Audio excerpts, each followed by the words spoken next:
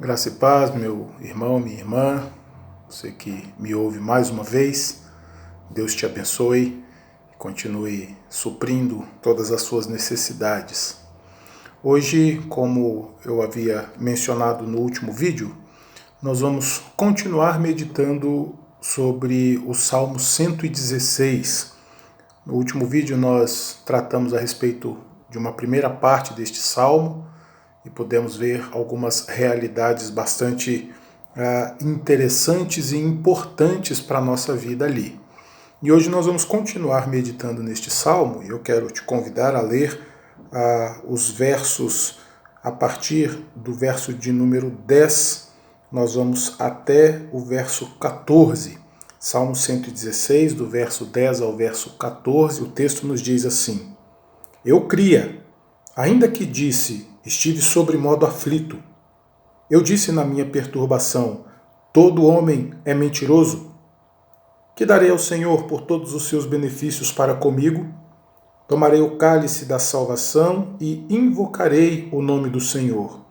Cumprirei os meus votos ao Senhor na presença de todo o seu povo.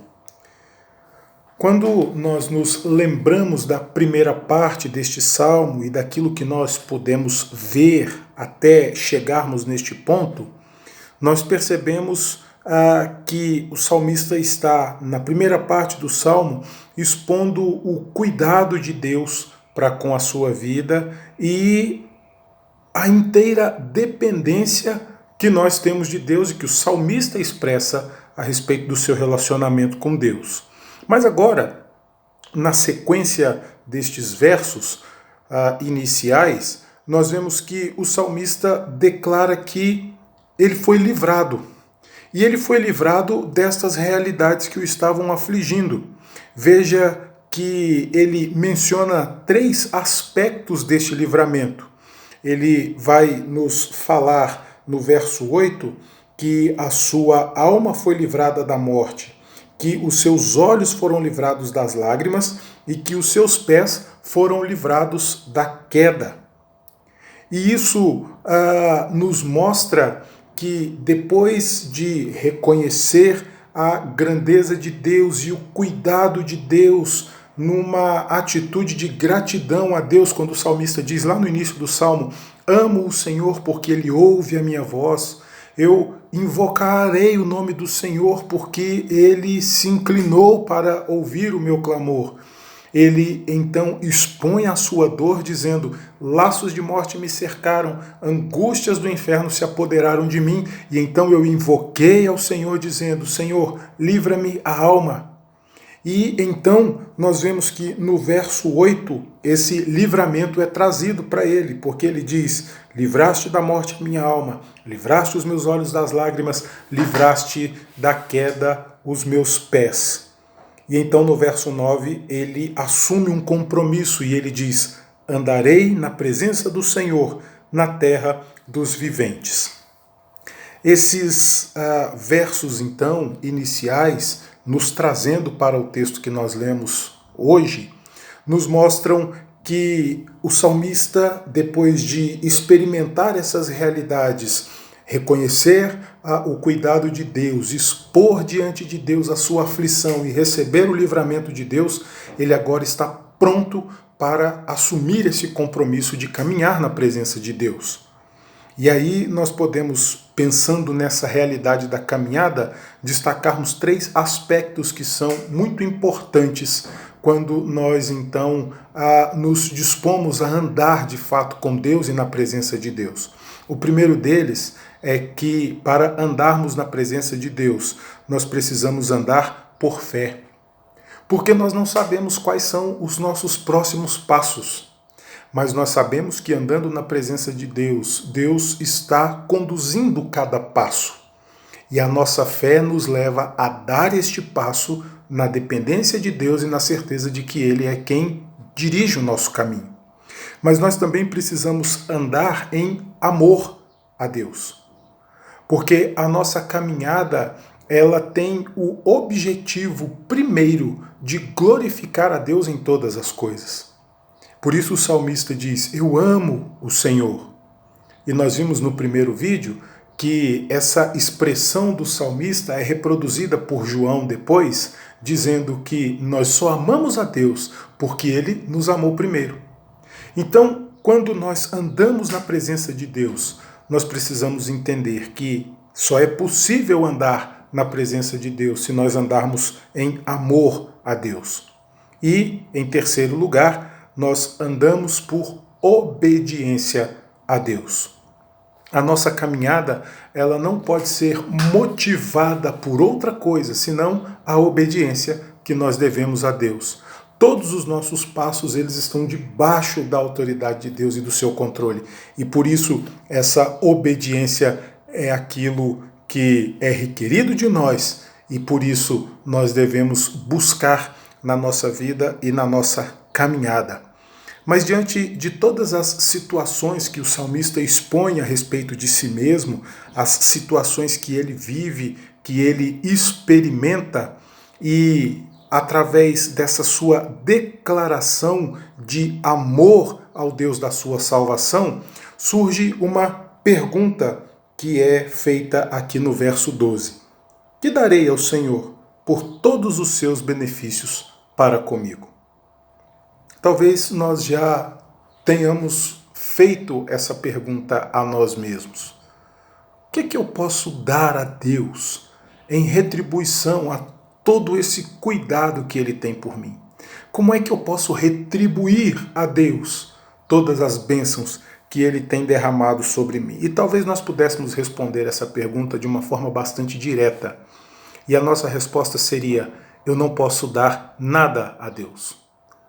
E eu não posso dar nada a Deus porque isso não é requerido.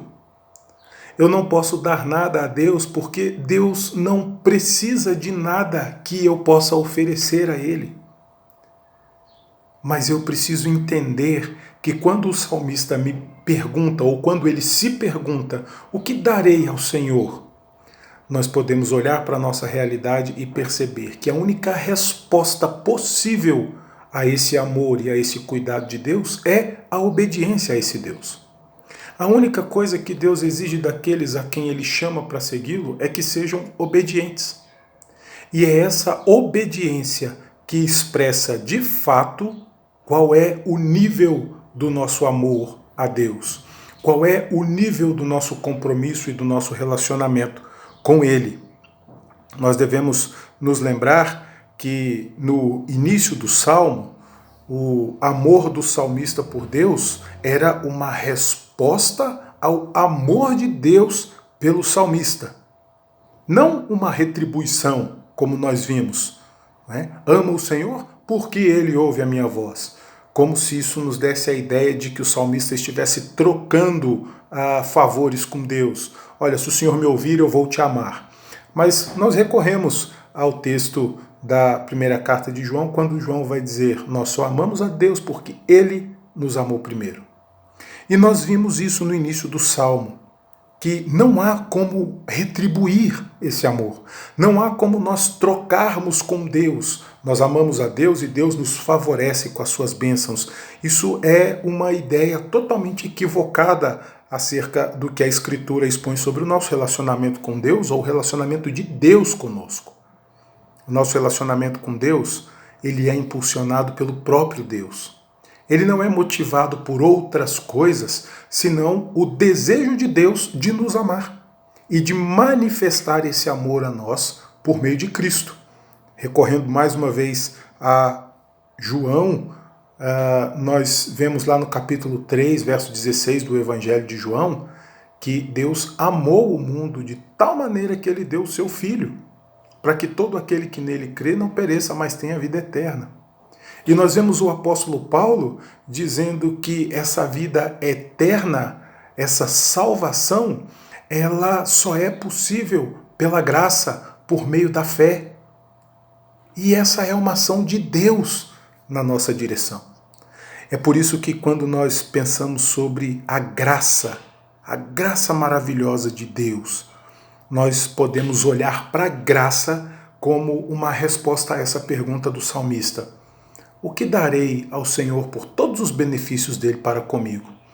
E aí a resposta podia vir em uma outra pergunta: como retribuir aquilo que nós recebemos de graça?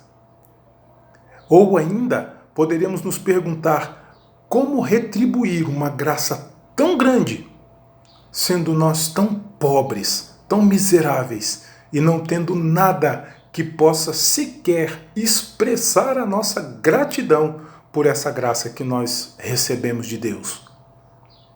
Mas a obediência é algo que é requerido de nós. E nós precisamos andar em obediência justamente para demonstrar qual é o nível do nosso relacionamento com Deus. Por isso, quando nós olhamos para estes versos deste bloco, nós podemos pensar nessa pergunta: o que darei ao Senhor por todos os seus benefícios para comigo? E então o salmista diz no verso 13: tomarei o cálice da salvação e invocarei o nome do Senhor, cumprirei os meus votos ao Senhor na presença de todo o povo.